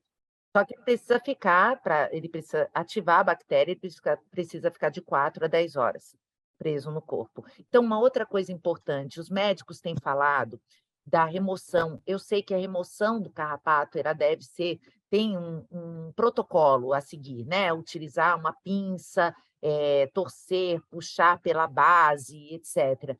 Mas lembrem que às vezes vocês estão no meio da mata, andando, vocês não têm pinça, o tempo que ele vai ficar preso no seu corpo é de suma importância. Então, até o professor Marcelo Labruna falou, importante que retire o mais rápido possível, não espere conseguir uma pinça para retirar. Você pegue ele pela base, puxa ele, torce ou puxa, não vai estourar na sua mão e liberar a hemolinfa puxando o carrapato dessa maneira. Agora, o que não pode é espremê-lo com as unhas, porque aí sim você vai espalhar a bactéria. Mas é muito importante sempre lembrar que não espere, porque às vezes você está num lugar, até você ir achar uma pinça, você passou aí de um período que às vezes ativou a bactéria e você está com um risco maior de pegar a febre maculosa, tá? Então, é uma colocação de veterinários, né? Mas eu sei que os médicos, eles passam que deve ser removido com uma pinça, etc., mas nem todo mundo consegue uma pinça naquele momento. bem, doutora, olha, nós temos muitas participações e 73 pessoas na sala, que eu acho ótimo. Continuem com a gente, vai dar tempo de todo mundo ser né, citado aqui, mas tem a Valéria, que ela pediu, por gentileza, se a senhora pode explicar novamente aquele ciclo que a senhora mostrou. Será que a senhora consegue puxar rapidinho? Passar? Tá. A dúvida dela pode ser de outras pessoas também. Aí, enquanto isso, Valéria, só vou citando aqui quem deixou boa noite, né, para adiantar. Então, Valéria, já já a doutora vai explicar o ciclo aqui para você que pediu, tá bom? Depois tem mais pergunta. A gente tem várias perguntas aqui, ó. Tem uma observação da Maria Luísa Gomes. Ela fala. Já abriu. Depois eu volto aqui Já vi. nas participações. É. Pronto. Bom, o ciclo abriu aí inteiro? Que aqui para mim Agora agora abriu. O ciclo da febre maculosa, ele funciona da seguinte maneira com a capivara, tá? Incluída nesse ciclo, ou seja, é o Amblyomma sculptum e a capivara no interior de São Paulo. Não na região por exemplo, das marginais em São Paulo, as capivaras não têm a bactéria circulante.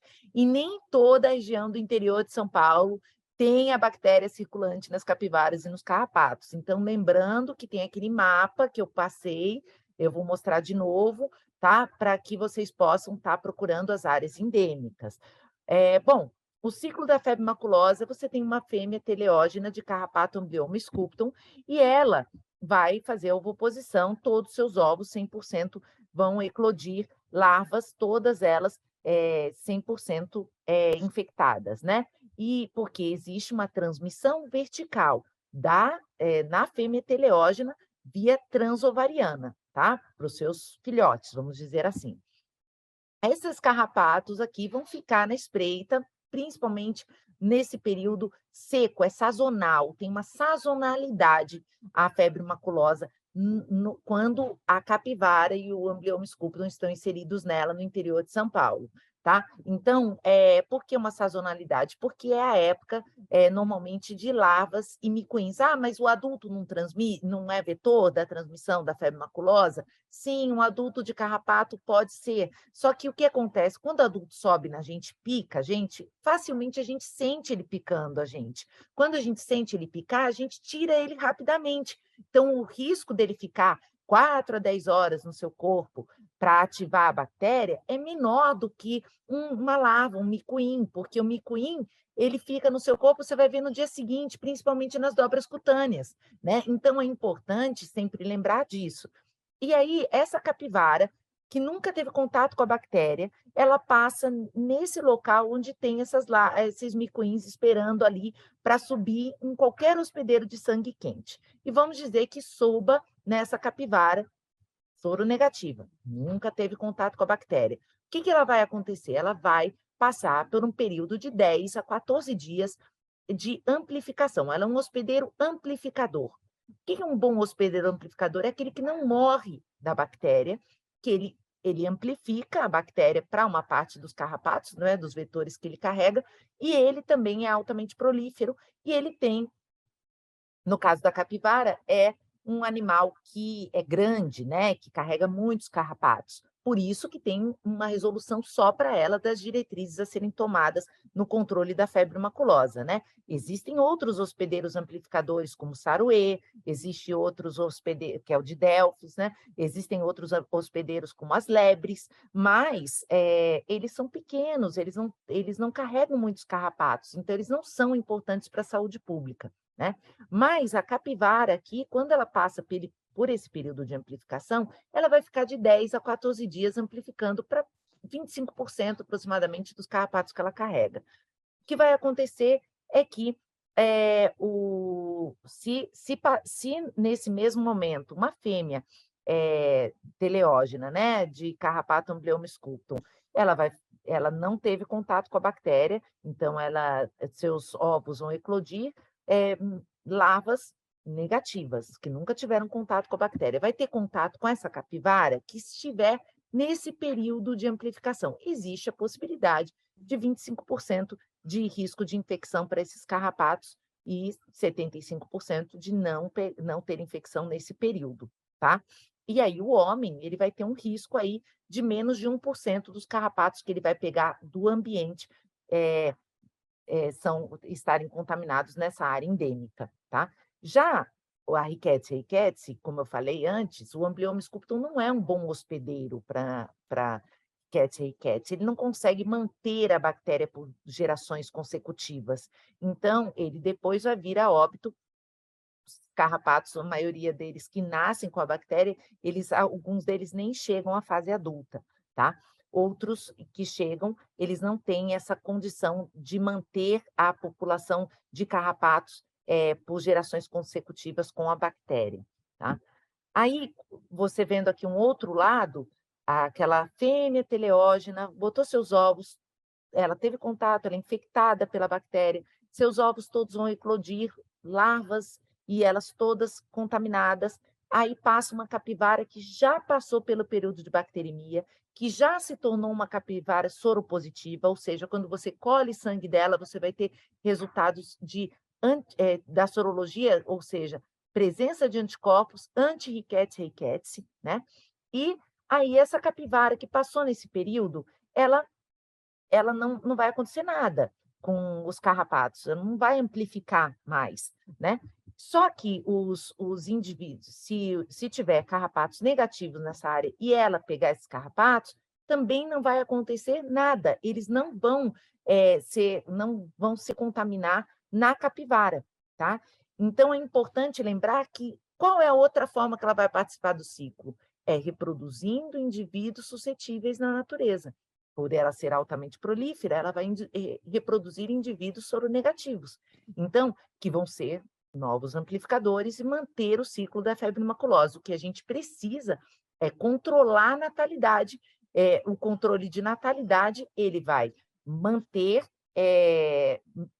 capivaras sem reprodução, um índice menor de reprodução, então um índice de natalidade menor, uma taxa de natalidade menor, é uma taxa menor de suscetíveis e um controle da manutenção do ciclo da febre maculosa nas áreas endêmicas, tá? Então, essa é importante demais, o controle de natalidade, e ele é tão eficaz quanto medidas mais drásticas, que não são mais necessárias, como o abate de capivaras em áreas endêmicas. Eu vou colocar aqui, só para lembrar, se eles quiserem entrar, aqui, olha, tá? Que é o QR Code, tá? É só escanear com o celular, você escaneia, vocês vão ver se vocês estão numa área endêmica ou não. Muito bom, obrigada, doutora. Imagina. Lembrando que a palestra na íntegra fica disponível lá no nosso canal do YouTube, é TV CRMVSP, né, para que vocês possam assistir quantas vezes forem necessárias e também compartilhar, né, praticamente aqui, um pouquinho corrido mesmo, né, doutora? Mas a doutora voltou ali, olha, e explicou mais uma vez para a Valéria, se não me engano, que pediu, né, para explicar novamente o ciclo. Agora, vou voltar aqui, então, Valéria mesmo. Agora, o Márcio pergunta: a capivara também pode adoecer por conta da bactéria? Essa bactéria pode provocar o óbito da capivara, Não, doutora? não provoca o óbito da capivara. A capivara, ela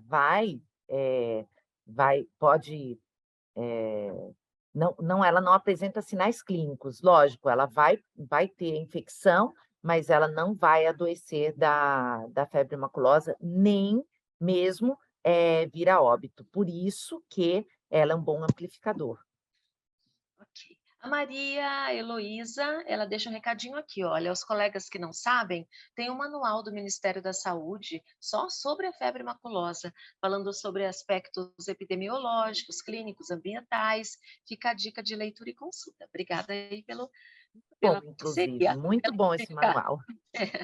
E aqui também, olha, a Amanda também deixou outra dica, tem a palestra pelo Sinannet. Ela disse que assistiu essa semana na vigilância epidemiológica, onde ela atua hoje. Ela disse que vai procurar o link, caso ela possa deixar. Pode deixar sim, viu, Amanda? Compartilha aqui o link. Mais uma vez, o Márcio. Todas as espécies de carrapatos podem ser portadores da bactéria, doutora? Os carrapatos de importância à saúde pública, no caso da Rickettsia são os do gênero Amblyoma, principalmente o Amblyoma sculptum, no interior de São Paulo, o Amblyoma ovale, só que aí a febre maculosa é mais branda, que é a Rickettsia parkeri, na região litorânea, né?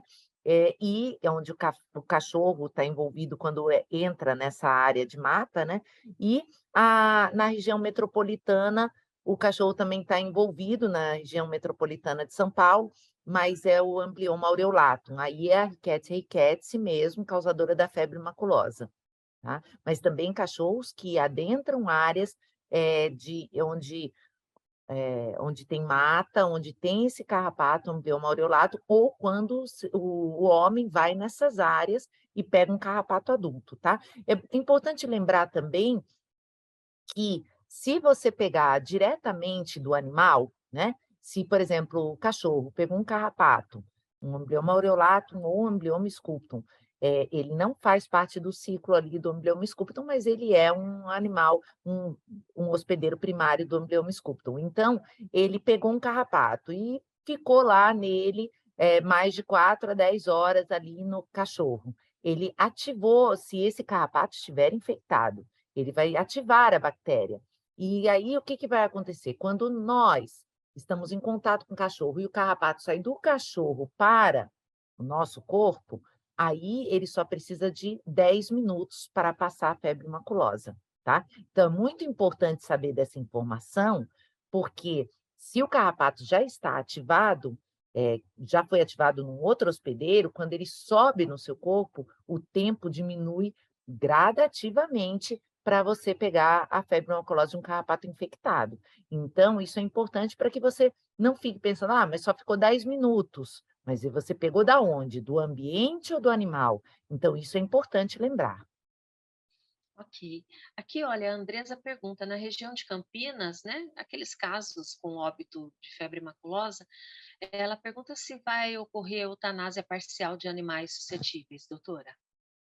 Não, não deve fazer nenhum. Eu não sei como é que está a situação, não posso falar em nome da Secretaria Estadual de Saúde, nem da Secretaria do Meio Ambiente do Estado de São Paulo, mas eu acredito que não vá fazer nenhum tipo de abate, porque a área é aberta.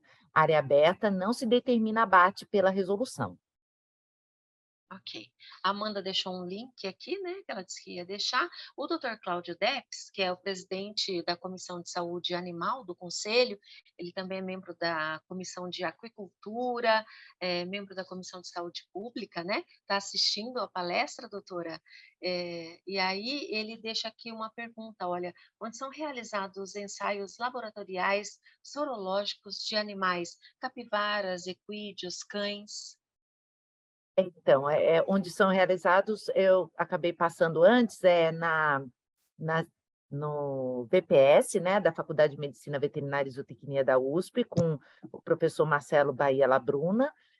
Também são realizados no no CCZ, no Centro de Zoonoses, e pelo Instituto Pasteur Antiga Sucem. Uhum. Ok, obrigada, viu, doutor Debs? Imagina, isso eu falo no estado de São Paulo, tá? E a Amanda só reforçou aqui o link que ela deixou, que é a página Ótimo. para cadastro, né, para ter acesso sobre temas de saúde pública. E aqui o Dr. Cláudio Debs reforça, parabenizando pela qualidade da apresentação, e ele diz que a capivara é imprescindível na cadeia epidemiológica, né, da febre aftosa, olha eu já confundindo. Ele pergunta para a senhora, né, se a capivara é imprescindível na cadeia epidemiológica da febre maculosa. Pode haver a transmissão da enfermidade numa região sem nunca haver tido capivaras nessa área? Há Pode possibilidade de castração química de capivaras? Ele faz 3 ser. perguntas. Olha, vamos lá. Falando sobre a capivara, é importante no ciclo, sim, no ciclo do interior de São Paulo, né, onde o Amblioma sculptum e a capivara participam do ciclo, né? Ela, como eu falei, de 10 a 14 dias, no período de amplificação, né? Depois disso, ela se torna imune. Porém, se ela continuar, se ela reproduzir indivíduos suscetíveis, vai manter aquele ciclo. Por isso, a importância do controle de natalidade. Inclusive, a minha tese de doutorado, que eu estou para defender agora, daqui a um mês, mais ou menos, ela prova que o controle de natalidade é eficiente para controlar a febre maculosa em uma área endêmica. Mas, de qualquer maneira, já pode ter no ciclo da febre maculosa, onde o cachorro e o amblioma aureolatum estão presentes, é um outro ciclo que fica na região metropolitana e que é tão importante quanto, né? Os pássaros também podem levar da mata para a casa de uma pessoa que mora numa área periurbana. Então, tudo isso pode acontecer, não necessariamente sendo a capivara como agente amplificador, tá? Dependendo da área, tá? Mas ela é importante, sim, no ciclo da febre maculosa. Com relação a outra pergunta dele, então, as aplicações existe uma vacina imunocontraceptiva que foi testada numa tese de doutorado e ela foi eficiente para machos, mas ela ainda não tem disponível no mercado para uso em grande escala ou somente para pesquisa, por enquanto. Ok, doutora. Aqui a Elisângela parabenizando o trabalho da senhora e agradecendo, né? Porque a senhora compartilhou aqui as informações e experiências, excelente apresentação. Lembrando que a Obrigada. doutora vai disponibilizar o conteúdo, nós vamos enviar nos e-mails de todos que se inscreveram, a gente envia em PDF, né, doutora? Nós vamos enviar. A Natália, excelente palestra. Nilciene, parabéns. Jean Carlos, palestra espetacular. Parabéns, doutora Fernanda. São demais. A Mariana, que linda, agradeceu aqui, né? Agradecendo, que linda, agradeceu aos animais, inclusive. Aqui, ó, que bonitinho. E Andresa, palestra maravilhosa, como sempre. Doutora Fernanda, parabéns pela excelente, esclarecedora palestra, doutora Fernanda. Amanda também agradecendo, Elizabeth agradecendo, Rafaela também parabenizando. Vamos ver aqui, descendo, tem mais algumas mensagens. Deixa eu ver aqui. Vamos lá. Ah, vamos lá, apresentação excelente em todos os sentidos. William, obrigada também, viu, William? Muito bom. Gabriela, faço enfermagem na PUC Campinas e achei super importante o contexto trabalhado da febre maculosa para conhecimento no dia a dia, na hora da identificação dos sinais e sintomas e tratamento do paciente. Aqui é aquela Eu acho. atuação interdisciplinar, né, doutora? Eu posso dizer uma coisa, os enfermeiros que salvam as vidas, porque eles que fazem a triagem, e eu já vi muitos enfermeiros que falaram que durante a triagem fazem a pergunta, né? Você foi em alguma área de mata? Lembram a pessoa, porque os sintomas eles aparecem nas pessoas depois de 4 a 14 dias. Então, algumas pessoas nem lembram que foi, e 50% dos pacientes não apresentam lesão, o carrapato picou, eles nem viram o carrapato. Então, é muito importante a presença dos enfermeiros. Os enfermeiros são de suma importância, porque eles que fazem a triagem. Toda vez que a gente vai no hospital, quem faz a triagem, faz todas as perguntas, são os enfermeiros. E eles que vão dar um norte para o médico. Então, é muito importante a enfermagem estar sempre atenta a essas questões de sintomas e áreas de ocorrência. E muito legal ela acompanhar a palestra Muito aqui legal, muito para legal. se Obrigada. atualizar, né? Para se atualizar. Obrigada, Obrigada. viu, Gabriela? E a Nilciene, ela pergunta, doutora Fernanda, após anestesiar as capivaras, você utiliza algum produto carrapaticida nelas no momento Muito boa da pergunta, tomografia Nilciene. ou da castração? Muito boa pergunta, Nilciene. Ah, utilizo sim, só que não tem uma grande eficácia, faz um controle muito pequeno, todos que eu já utilizei, tá? Para ter uma eficácia de um produto que a gente passe nas capivaras, a gente teria que colocá-las por uns 5 minutos e imergir elas, né? Com o narizinho para fora e a boquinha, dentro de um produto carrapaticida para que ele possa ser eficiente. Isso é muito difícil a gente conseguir fazer. Tem capivara de 90 quilos, né? Então, é muito difícil realizar esse procedimento. Então, o que eu costumo fazer? Eu faço a aspersão de um Botox, tá? E faço a aplicação de doramectina. Mas, mesmo assim, a doramectina não consegue fazer um eficiente controle, mesmo via injetável, durante muito tempo. Assim, eu acredito que ela dure aí ajude a controlar durante uma semana no máximo. Fora isso, eu gostaria demais que tivesse um Bravecto, um exemplo de um produto que a gente pudesse dar na boca delas, que elas comessem e tivessem uma eficiência melhor, né? Mas, infelizmente, até hoje nós não conseguimos ainda acertar um produto que realmente faça um controle, mas os controles químicos que a gente faz nas áreas com Demand, da SS ou fipronil, eles diminuem bem a quantidade de carrapatos por capivara, porque eu colho os carrapatos das capivaras num período de 3 minutos para minha tese. E eu vejo que nos locais onde faz um controle efetivo e mantém as gramas bem aparadas, nós temos uma quantidade menor de carrapatos que nós colhemos durante 3 minutos do que um local onde não tem um controle químico. Tá? Bem, a Amanda fez um comentário aqui, eu acho que em relação ao que nós falamos, né, da importância da presença do médico veterinário na saúde pública, né, nos órgãos de saúde pública, e ela fala assim: olha, eis a questão, o preconceito é visível e horrível. Eu mesma não posso atuar diretamente na vigilância epidemiológica sem ser a vacinação de raiva, né?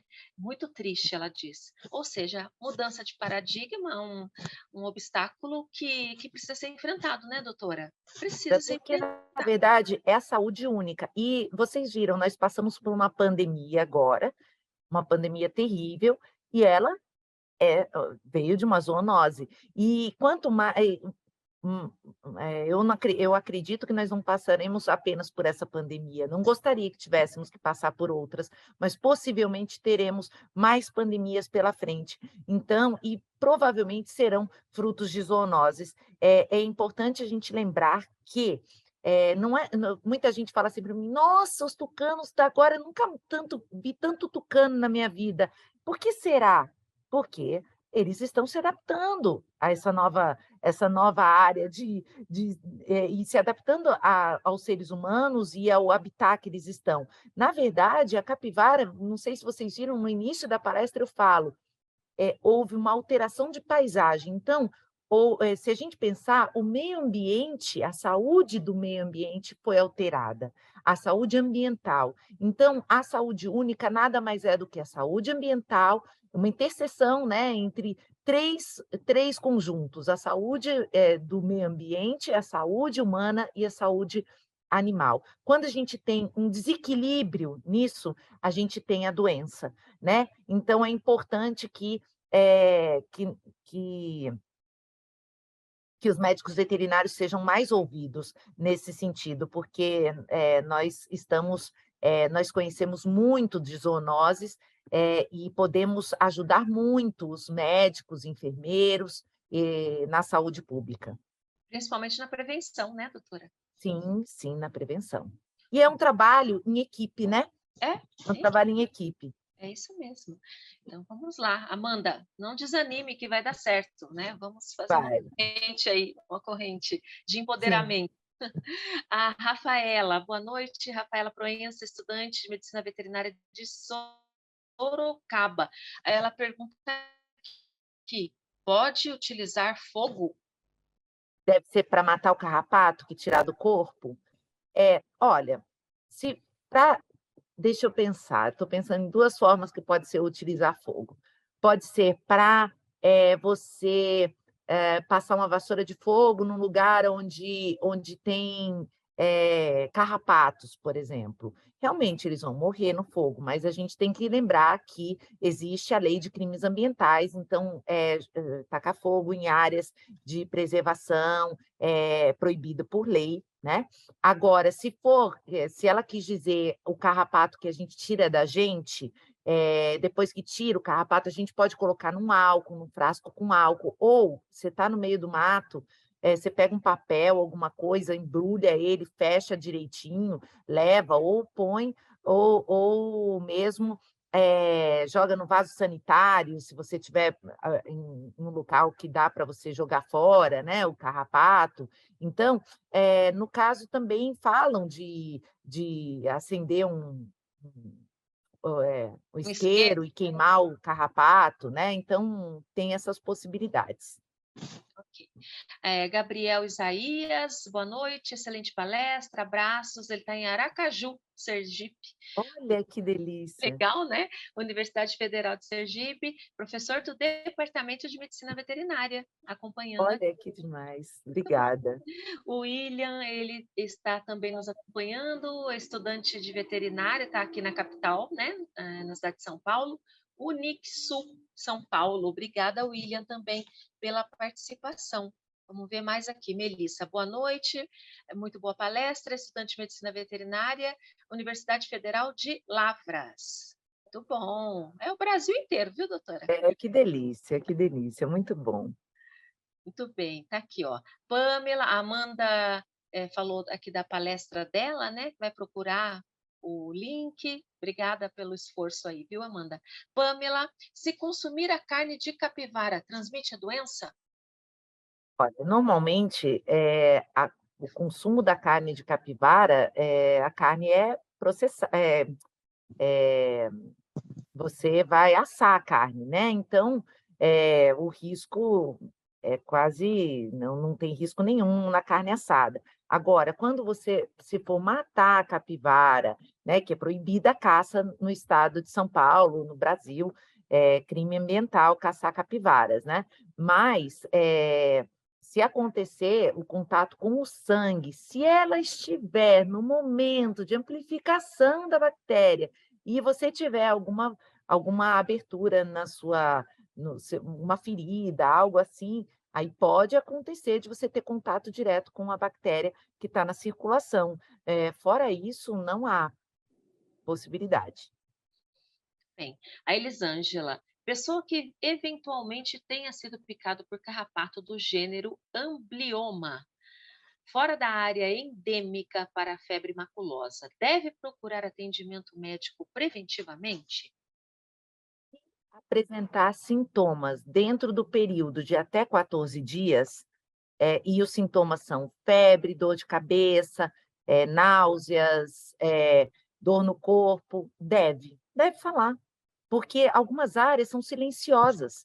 Áreas silenciosas são áreas que ainda não estão, nunca tiveram casos, mas vai que tem um caso, vai que está começando a ter um caso ali. Então é importante que lembre sempre disso. E se foi e teve o contato com o amblioma e é uma área que não é considerada endêmica, mas ela pode ser uma área silenciosa, deve sim procurar o médico e falar do risco da febre maculosa. Doutora, agora a Renata Gama, ela parabeniza a senhora pela palestra, diz que é estudante de medicina veterinária da Faculdade Anhanguera de Campinas. Ela mora na região da Lagoa do Taquaral e, infelizmente, ela diz que é muito comum avistar cães soltos passeando e interagindo com as capivaras do parque. É muito comum isso, inclusive depois quando a capivara morde o cachorro, todo mundo fala que a capivara é muito perigosa, mas é porque às vezes ela está com filhotes, o cachorro fica correndo atrás dela, ela vai sempre, ela sempre vai avisar, ela não é uma predadora, não é uma presa, então ela vai sempre avisar com o corpo, bater os dentes, vai sinalizar, vai vocalizar, vai fugir para a água, mas existe sempre a possibilidade dela machucar. Agora, ele pode pegar, assim, um carrapato. O que a gente deve ser feito é, nesses locais, colocar placas de proibido de andar com os cães soltos, porque não é só isso, os cães podem pegar várias outras doenças, né. Então é muito importante que sempre estejam, sob os cuidados do seu, tutor ou proprietário. É, e aí tem os cães abandonados também, né? Exatamente. E os cães abandonados normalmente são abandonados próximos a matas e nessas regiões metropolitanas, e são eles que acabam trazendo o aureolatum para as regiões, peridomiciliares, né. Ok, doutora. Agora aqui, Beatriz, obrigada, viu, por participar. Mário Fontes. Doutora Fernanda, na cidade de São Paulo, na Riviera Paulista, no entorno da Guarapiranga, né, da lagoa lá, segundo o mapa, houve, agora aqui não sei se eu vou falar certo, a senhora me corrija, 4 de FMB? Mas foi pelo carrapato Amblyoma aureolatum, É, Mário. em É. princípio não associado às capivaras. Quem estaria mantendo a bactéria na área? Os animais, que vivem ali na mata, por exemplo, o cachorro do mato, né, eles acabam mantendo. E o cachorro, eh, doméstico acaba entrando nessa área e levando o carrapato infectado. E também as aves que acabam levando. Mas foi por Amblyoma aureolatum, não é pelo Amblyoma sculptum. Inclusive, nós temos um trabalho ali na represa Guarapiranga, com o Mário mesmo conhece bem, e lá nós não temos indício de nós começamos a fazer o manejo reprodutivo lá das capivaras, e sorologia, identificação dos carrapatos, e lá é uma área bem equilibrada, com a predominância do Amblyoma dubitatum, que é um carrapato que não é vetor da febre maculosa, e também, com os animais com títulos, muito baixos para Rickettsia ricketts, inclusive com títulos maiores para Rickettsia belli, que é uma outra ricketsiose que não causa febre maculosa, mas que são títulos provavelmente cruzados, que por isso que dá uma positividade para Rickettsia ricketts nessa área.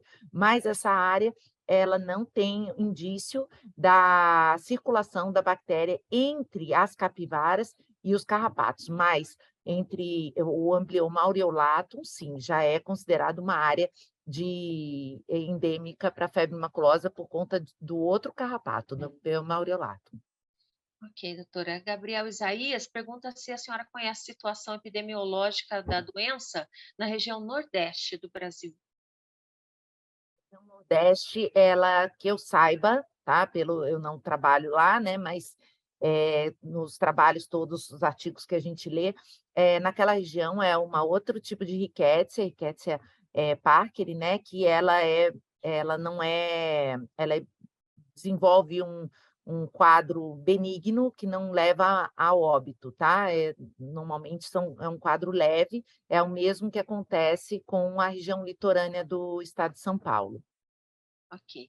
A Rafaela, doutora, ela fala aqui, olha, se a senhora acha que o uso de óleos essenciais, nesse caso, seria viável. Ela fala que usar para prevenir, não sei se ela Acho usa que é para não subir o carrapato, deve para ser. proteger os animais, deve ser, né? Que ela quer dizer. Mas as capivaras, elas entram na água, por isso que todos os produtos que a gente passa nelas, elas acabam eh, perdendo, né, na água, elas estão o tempo todo na água, por isso que os tratamentos com produtos eh, para passar no pelo, como acontece com o cachorro, por exemplo, o cachorro, para a gente passar um top spot, tem que leva tem que ficar 2 dias, eu acho que sem tomar banho, antes e depois, né, para que ele possa agir ali na gordurinha da pele, etcétera.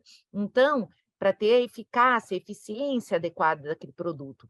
Já no caso das capivaras não é possível. E os óleos essenciais eu desconheço mesmo, não conheço nenhum trabalho relacionado a isso com animais domésticos.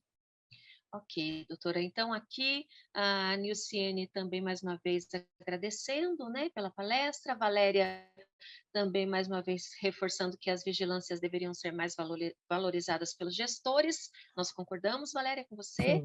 E Márcio diz aqui, olha, nenhum pesquisador que trabalhe com carrapatos pensou em se fazer controle biológico com fungos específicos que acabam matando os carrapatos e assim fazer o controle populacional em áreas com alta incidência de carrapatos?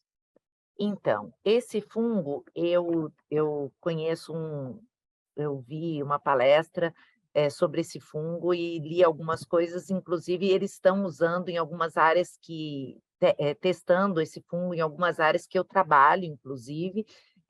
Esse fungo ele foi eficiente, tem um trabalho publicado que ele foi eficiente em condições laboratoriais, né, em condições ambientais eu desconheço a eficiência desse fungo.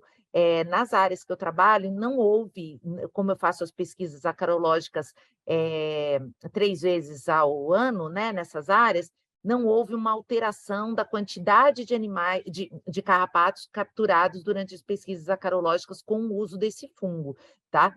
Então, assim, eu não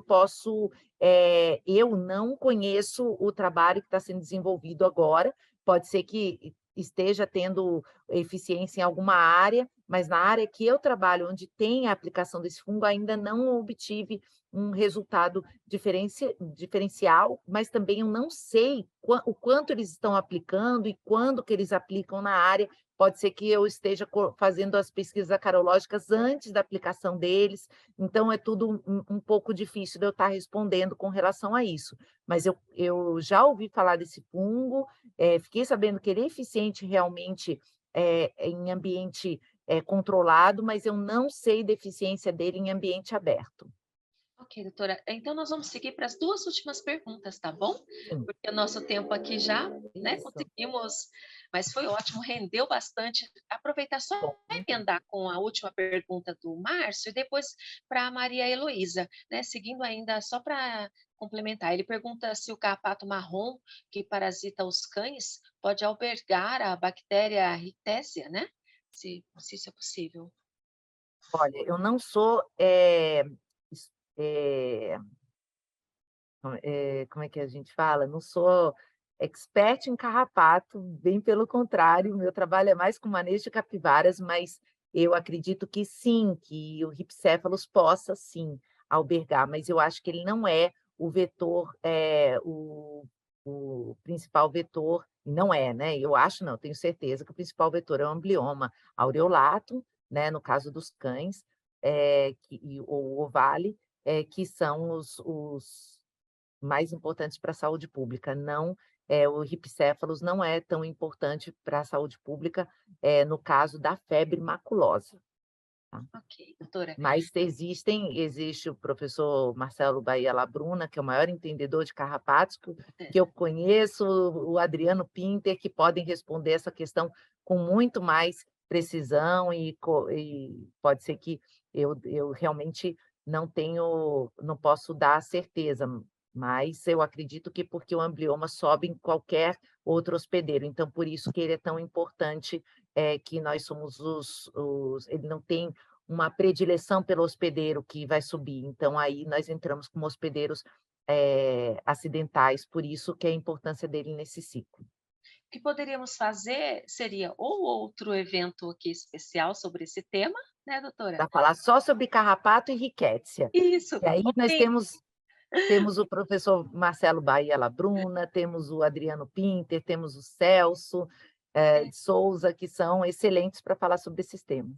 ou então produzir algum material, né, a comissão também produzir algum material a partir das perguntas que foram feitas aqui, Perfeito, né, podemos sim. um material Eu para já vou colocar a dica lá para o né, Arsênio que está aí assistindo, a gente se junta e vamos produzir sim. produzir um material e disponibilizar lá no portal, né, do nosso conselho e assim algumas respostas, aproveitar aqui essas demandas, né.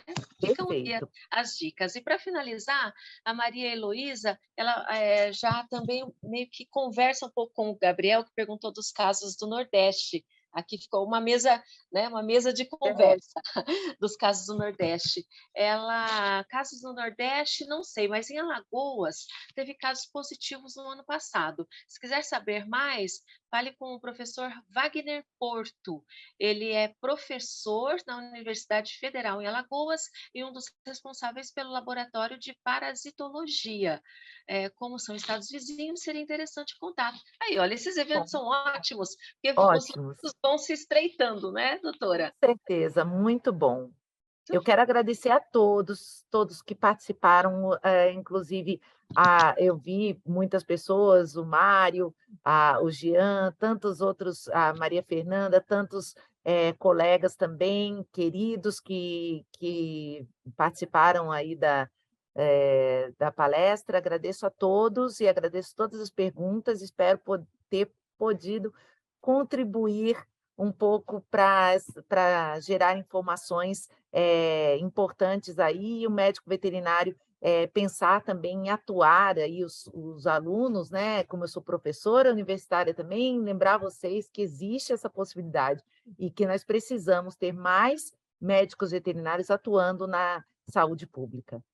Ok, doutora. Nossa, muito obrigada mais uma vez pela gentileza, né, a senhora aceitar esse nosso convite aqui, fazer esse nosso evento especial, mas acho que valeu muito, rendeu bastante e certamente teremos outras oportunidades para dar sequência, porque assunto aqui não falta, né, É doutora? verdade. Tem muita coisa boa para ser dita. Então, muito obrigada em nome de todo o conselho, em nome do presidente, doutor Odemilson, ele pediu para agradecê-la sempre, né?